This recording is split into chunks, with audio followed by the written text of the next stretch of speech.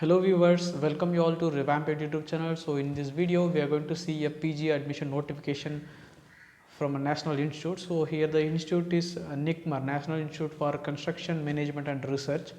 So the deadline for application is 29th of March. You have to apply before 29th and the examination will be held in 7th and 8th of April. Here the institute offers various PG courses like for the engineers this will be a good opportunity, but the eligibility criteria for the masters is any degree. So most of the courses like for example management of infrastructure and then smart city development, health and safety, environment. So there are various courses, and if you are doing a family business as a real estate as well as construction, so there are some courses which support you also. Like if you would like to join, then you can join, but you have to provide the proof for that. So what kind of business your family is doing.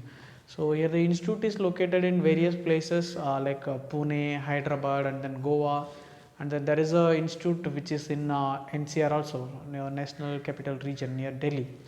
So if you would like to start your journey with project management, construction, infrastructure development, as well as construction management and then real estate, so you can prefer these courses, you can join it. So here the course is fully 2 year and some of the PG diploma courses are 1 year.